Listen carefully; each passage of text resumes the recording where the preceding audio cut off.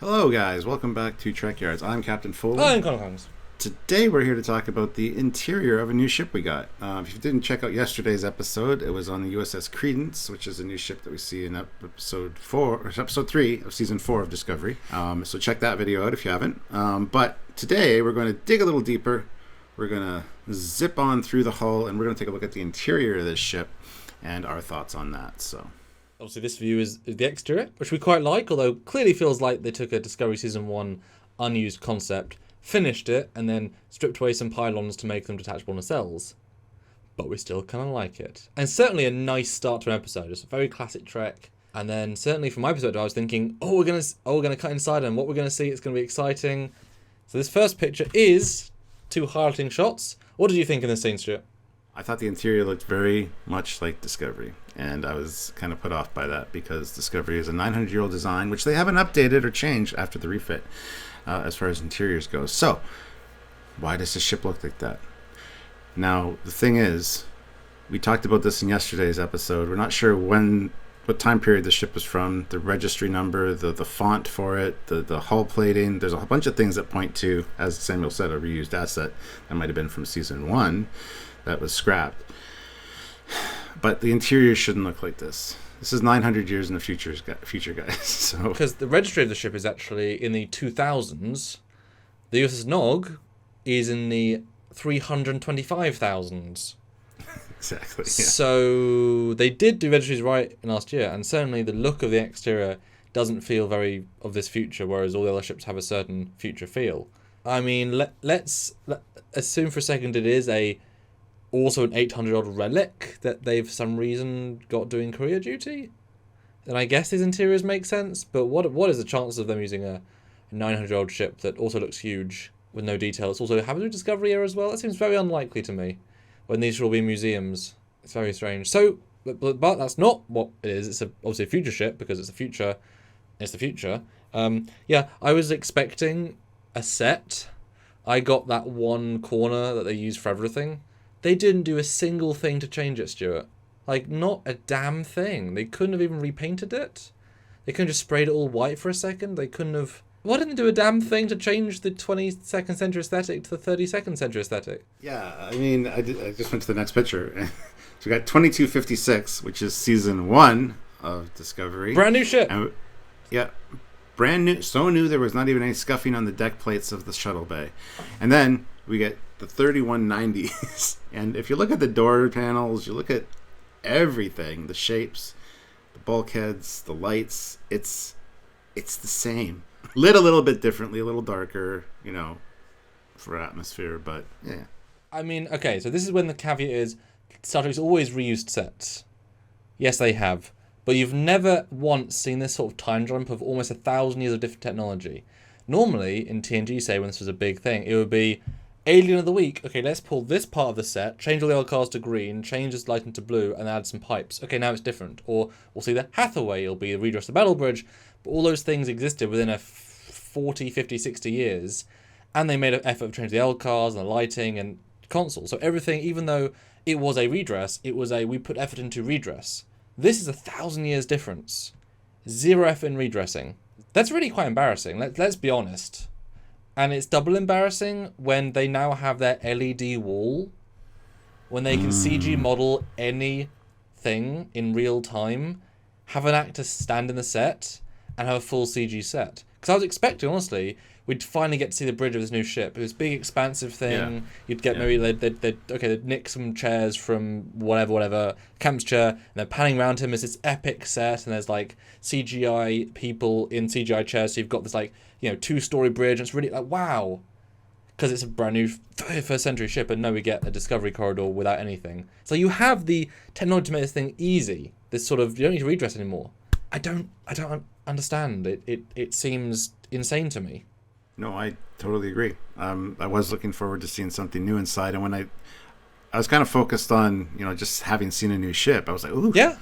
And it took me about a good 5 seconds, and I'm like, wait a second. Once they went to the interior, it's like, oh, no. Because we saw this fight in the trailer, and it was clear the Discovery, because it was a Discovery corridor. We were like, okay, they'll fight. It says USS CH or something on the upper bulkhead, but yeah. And it's like, well, it's clearly the Discovery. It's like, well, it's not anything else. They're just wearing the new uniforms. And it's like, why is the commander going to a random corner to beam a thing? Like, there's not even any, like, at least it should be in the transporter room redressed or something. Like, really redressed, repainted, they don't use it very much. So it's just probably the worst redress we've seen in Trek, maybe? Because it's not even redressed. The next picture, though, shows what the actual future aesthetic looks like. Starfleet headquarters, yeah. Like, and that's not a new design. Like, there's no parallel whatsoever. Like, you look at the three, and the two are the same, and one and stuff. So we know what the new aesthetic looks like, at least in broad terms. Not even close. Yeah. Like, they should have just repainted everything clean white and bright and add some more lights. It would have been like, okay, you've just repainted. Like the Enterprise, they've just repainted a bit. It's lazy and it's silly, but okay, cheap, fine.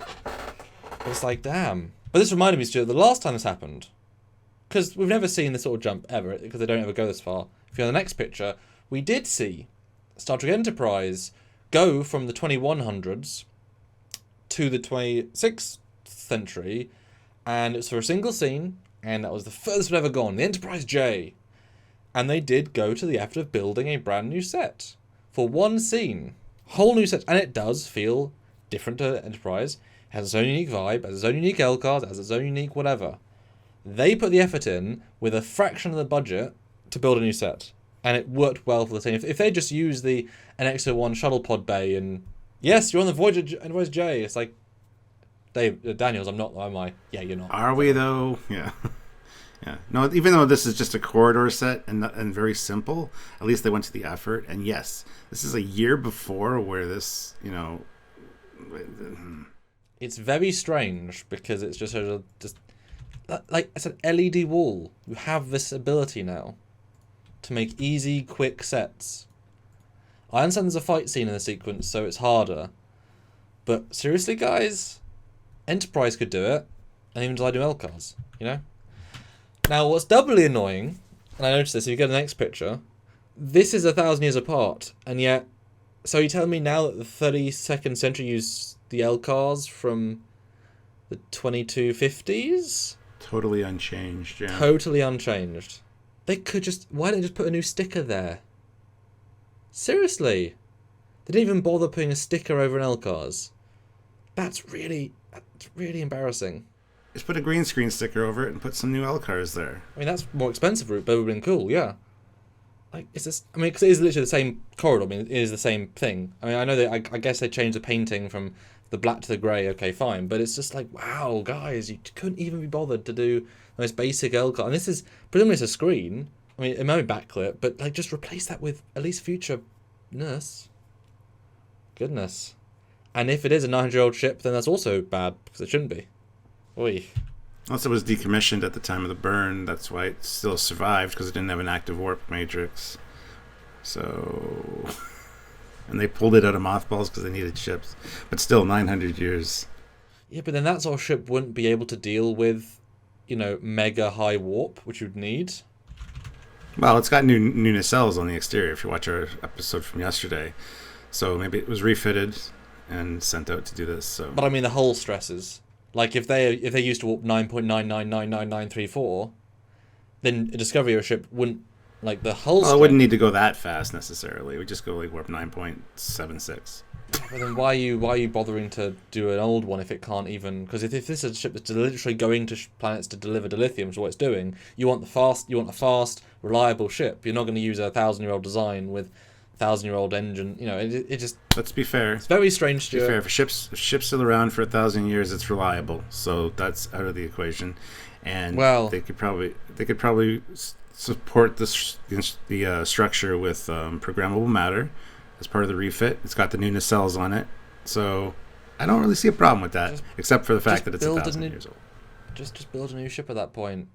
Yeah. So I was thoroughly pleased with the ship, and then it let me down. It was like a roller coaster of excitement.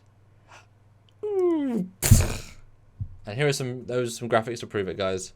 At that point, just don't show the interior. Just put them on a green screen.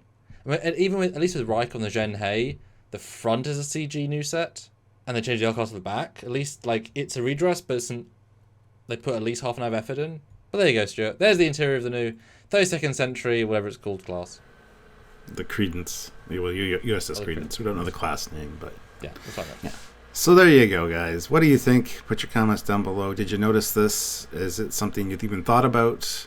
A lot of people don't, honestly. They just enjoy the show, and that's fine.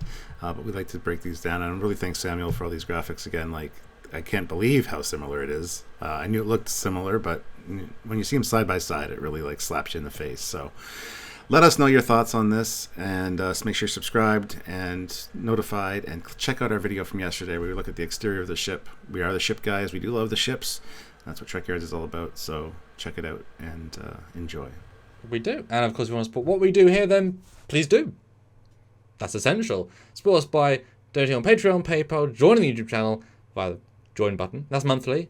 Or, pay or super chatting during the lives makes a big difference, and it allows for direct communication, which we really, really, really appreciate. So thank you so much in advance. If you can't, hey, just come say hey and put in your 2 cents of words, of discussion. Yes. That means something to us too. That's right. So until we see you guys, I'm Captain Foley. I am Chronicles. See you later, guys. Bye, guys.